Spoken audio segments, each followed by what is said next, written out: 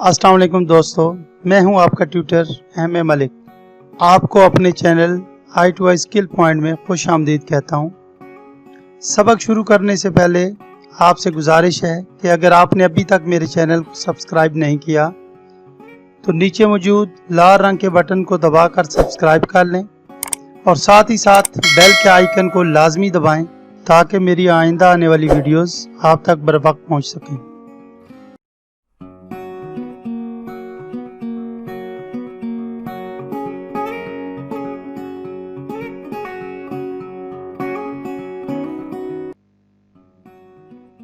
जी दोस्तों, MS word के एक और दिलचस्प से लेसन के साथ हाजिर खिदमत हूँ।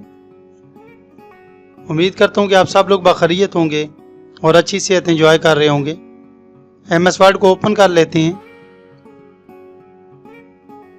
दोस्तों, लास्ट लेसन में हमने लेआउट से मुतालिक यानी टेबल लेआउट से मुतालिक कुछ ऑप्शंस पढ़े थे। आज दोबारा मज़ीद ऑप्शन पढ़ेंगे हम। सबसे पहले एक टेबल ड्रा कर लेते हैं, लेआउट में जाते हैं और यहाँ से आज हमने जिन ऑप्शंस को पढ़ना है वो हैं ऑटो फिट, हाइट, विड्थ और distributive rows and distributive columns. दोस्तों, ये बहुत ही कारामद से ऑप्शन है, बिलखसूस distributive rows and distributive columns. तो चलिए देखते हैं किस तरह ये काम करते हैं। सबसे पहले हम ऑटो फिट पे आ जाते हैं। इसको जो ही हम क्लिक करते हैं तो पहला ऑप्शन आता है ऑटो फिट कंटेंट्स, यानी अगर टेबल में कुछ भी कंटेंट लिखा गया है तो वो उसको ऑटो फिट कर देगा। ये इसकी मिसाल इस तरह है, देखें। अब जो ही मैं इसको क्लिक करूंगा, अब चूंकि इसमें कुछ भी नहीं है, टेबल में टेबल खाली है, तो ये इसको स्केड के बिल्कुल मिनिमम पॉइंट्स पे ले जाएगा। ये देखें, क्योंकि अब इसमें कंटेंट्स नहीं है। अब जो ही मैं कंटेंट एंटर करता जाऊंगा तो ये टेबल फैलता जाएगा, यानी कंटेंट के हिसाब से मूव होता चला जाएगा। चलें कुछ कंटेंट एंटर करते हैं। Serial number, name, father name, class, roll number, fee. तो ये एक जनरल स्कूल का फी स्ट्रक्चर का एक टेबल बना दी है। तो देखें, पहले टेबल बिल्कुल मिनिमम पोजीशन पे था। जैसे जैसे इसमें कंटेंट आता गया है तो ये उतना ही फैला है जितना इसे ज़रूरत थी। इस ऑप्शन को कहते हैं ऑटो फिट कंटेंट्स, यानी जितना कंटेंट होगा उस हिसाब से ये फैलता चला जाएगा। जहाँ जिस सेल में कंटेंट ज़्यादा होगा उस सेल में इसका फैलाव ज़्यादा होगा। जैसे ये देखें, ये फादर नेम वाला सेल जो है वो ज़्यादा फैला है बनिस्बतन ये फी कॉलम के। दूसरे ऑप्शन की तरफ चलते हैं तो ये देखें, ये लिखा है ऑटो फिट विंडोज़ या विंडो, यानी जितनी आपको ये पेज नज़र आ रहा है ये समझें एक विंडो है। इस स्क्रीन में यानी ऑटो फिट स्क्रीन कर देगा ये, जितनी आपके पास स्क्रीन है। अगर आपके पास डेस्कटॉप PC है तो उसकी स्क्रीन बड़ी होगी, लैपटॉप है तो उसकी स्क्रीन छोटी होगी। इस हिसाब से ये आपकी स्क्रीन के हिसाब से ये उसको एडजस्ट कर देगा टेबल को। टेबल देखें, यहाँ हमने टेबल को सिलेक्ट किया, ठीक है। टेबल को सिलेक्ट करने के बाद ऑटो फिट पे जाके ऑटो फिट विंडोज़ करते हैं तो ये देखें पूरी विंडो में जितना इसने स्ट्रेच होना था ये स्ट्रेच हो गया। इसके बाद नेक्स्ट ऑप्शन ये है कि फिक्स्ड कॉलम विड्थ।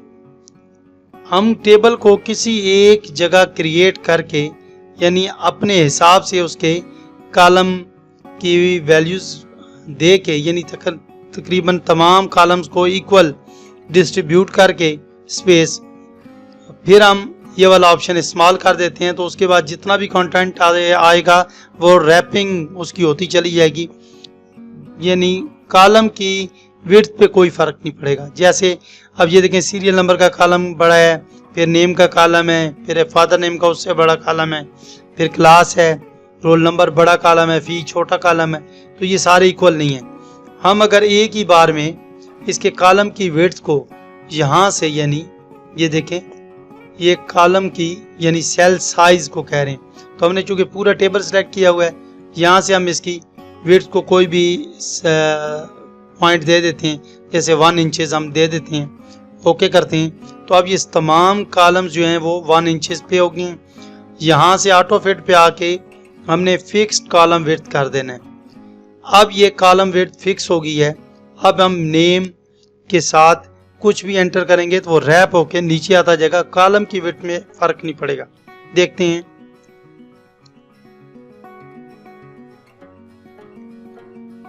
ये देखें, नेम के बाद मैंने एंड डेजिग्नेशन लिखा है, तो ये ऑटोमेटिक रैप होके नीचे की तरफ आ गया है, क्योंकि हमने यहाँ से फिक्स कॉलम विड्थ की का ऑप्शन चेक कर रखा है या उसको क्लिक कर रखा है। तो अब ये टेबल की विड्थ जो है वो इससे इंक्रीज नहीं होगी, क्योंकि हमने कॉलम्स को फिक्स कर दिया है। तो यहाँ ये मैंने ऐसी रॉ डाटा लिखा हुआ है, यानी एक आप भी सोचेंगे एक स्टूडेंट का डेजिग्नेशन क्या होता है, तो ये वैसी रॉ डाटा है, ये आपको समझाने के लिए सर। ठीक है, नेक्स्ट इसके ऑप्शन में आते हैं, देखते हैं। ये हाइट लिखा गया है और एक नीचे उसके विड्थ लिखा गया है, यानी ये सेल साइज की बात हो रही है। किसी एक सेल की ये हाइट को भी मुतय्यन करता है, यानी ऊंचाई को, और विड्थ यानी चौड़ाई को। देखते हैं ये किस तरह काम करते हैं। हम मिसाल के तौर पे ये पहले सेल में मैं इसको कर्सर को प्लेस करता हूँ और यहाँ से रो हाइट जो है वो अपनी मर्जी के मुताबिक मैं 0.5 दे देता हूँ।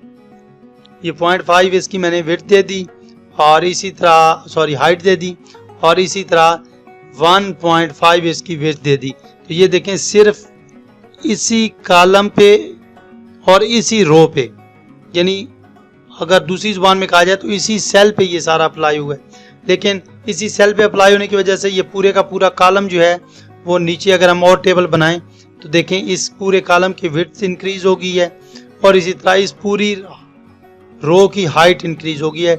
एक सेल की विड्थ या हाइट इंक्रीज करने से पूरे टेबल में उस रो या उस कॉलम की विड्थ और हाइट में फ़र्क पड़ जाता है।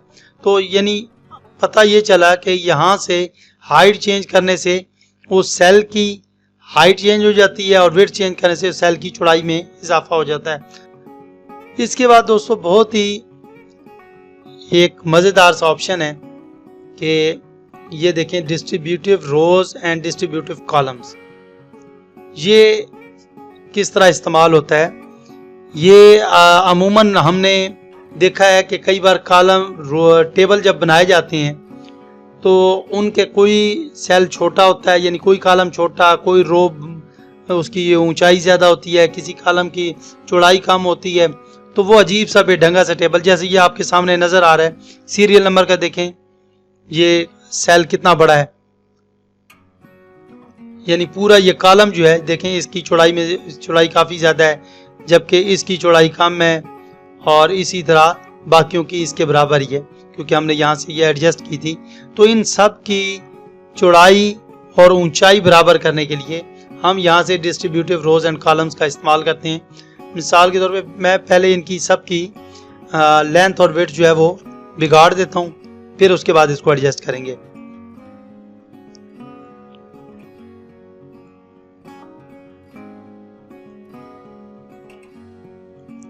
ये दोस्तों मैंने सब की लेंथ और विड्थ बिगाड़ दी है।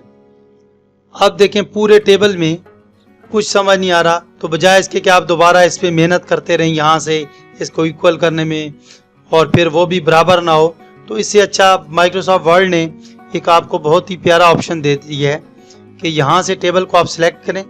सिलेक्ट करने के बाद आप डिस्ट्रीब्यूटिव रोज पे क्लिक कर दें। डिस्ट्रीब्यूटिव रोज पे क्लिक करने से सारी रोज जो हैं वो इक्वल हो जाएंगी, जितनी भी होनी हुई, ये जैसे इसके मुताबिक सारी रोज बराबर होगी। और डिस्ट्रीब्यूटिव कॉलम्स पे जो ही आप क्लिक करेंगे तो ये देखें पूरे टेबल में तमाम टेबल के कॉलम और रोज इक्वल हो चुके हैं। यानी कॉलम्स की तमाम कॉलम्स की विड्थ बराबर हो गई है, तमाम रोज की हाइट बराबर हो चुकी है। अगर आपको ये हाइट ज़्यादा लग रही है तो आप इसकी एक की हाइट कम कर दें और फिर बाकियों को उसके मुताबिक एडजस्ट कर लें। यहाँ से हम इधर से पकड़ के इसको कम कर सकते हैं। इसी तरह ये देखें, सबकी हाइट्स को कम करके और फिर हम डिस्ट्रीब्यूटिव रोज को अप्लाई कर देंगे तो वो सबको इक्वली डिस्ट्रीब्यूट कर देगा। डिस्ट्रीब्यूट का मतलब होता है तकसीम करना, ठीक है। तो जैसे ही हम यहाँ पे क्लिक करते हैं, अब देखें ये सेलेक्ट करके, तो हम जो ही डिस्ट्रीब्यूटिव रोज पे क्लिक करते हैं तो वो इस रो की हाइट के मुताबिक सबको ये साइज डिस्ट्रीब्यूट कर देगा। ये देखें, सारों के तमाम रोज के साइज जो हैं वो इक्वली डिस्ट्रीब्यूट हो गए। तो दोस्तों उम्मीद करता हूँ कि ये छोटा सा लेसन आपको बखूबी समझ आ गया होगा। दोस्तों आपने ज़्यादा से ज़्यादा इसकी प्रैक्टिस करनी है। और एक और गुजारिश आपसे ये है कि अगर आपको मेरी वीडियोस पसंद आती हैं तो इनको लाइक किया करें और अपने दोस्तों के साथ लाजमी शेयर किया करें, क्योंकि इल्म का फैलाना सदका जारिया है। तो अगर आपको कोई अच्छी बात पता चलती है तो आप उसको ज़रूर दूसरों तक पहुँचाएँ। अगर आपको वीडियो नहीं पसंद आती तो बेशक आप डिसलाइक कर सकते हैं। तो नेक्स्ट लेसन के साथ एक बार फिर हाजिर खिदमत होऊंगा। तब तक के लिए अल्लाह निगहबान।